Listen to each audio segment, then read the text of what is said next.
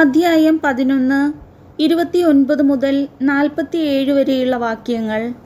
ഭൂമിയിലെ ഇഴജന്തുക്കളിൽ നിങ്ങൾക്ക് അശുദ്ധമായവ കീരി, എലി, വിവിധതരം ഉടുമ്പുകൾ, പല്ലി, ചുമർപല്ലി, മണൽപ്പല്ലി, അരണ, ഓന്ത് എന്നിവയാണ്.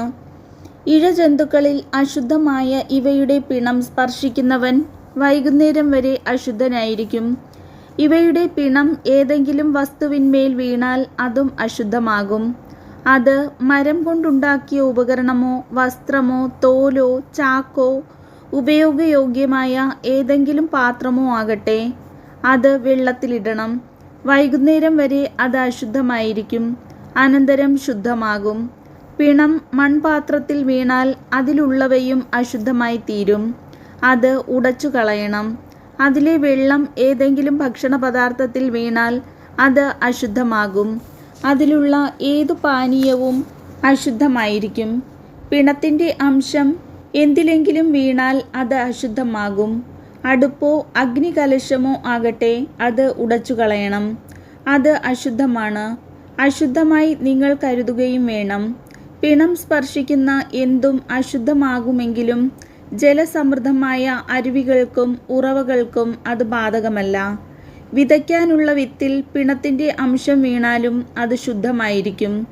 എന്നാൽ നനച്ച വിത്തിൽ പിണത്തിൻ്റെ അംശം വീണാൽ അത് നിങ്ങൾക്ക് അശുദ്ധമായിരിക്കും.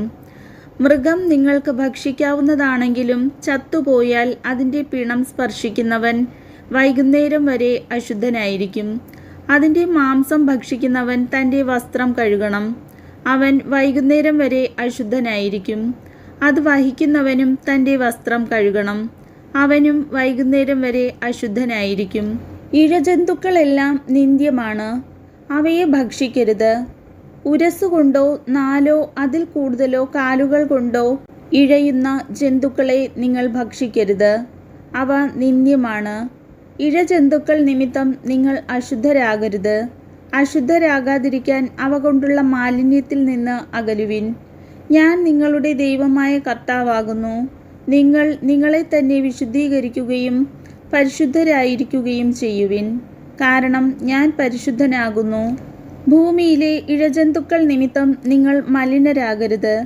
നിങ്ങളുടെ ദൈവമായിരിക്കേണ്ടതിന് ഈജിപ്തിൽ നിന്ന് നിങ്ങളെ ആനയിച്ച കർത്താവ് ഞാനാകുന്നു. നിങ്ങൾ പരിശുദ്ധരായിരിക്കുവിൻ, എന്തെന്നാൽ ഞാൻ പരിശുദ്ധനാണ്. പക്ഷികൾ, മൃഗങ്ങൾ, ജലജീവികൾ, ഭൂമിയിലെ ഇഴജന്തുക്കൾ എന്നിവയെ സംബന്ധിച്ചുള്ള നിയമമാണിത്. ജീവികളെ ശുദ്ധിയുള്ളവയും ശുദ്ധിയില്ലാത്തവയും ഭക്ഷിക്കാവുന്നവയും ഭക്ഷിക്കരുതാത്തവയും തമ്മിൽ വേർതിരിക്കാനാണിത്. കർത്താവിൻ്റെ വചനം.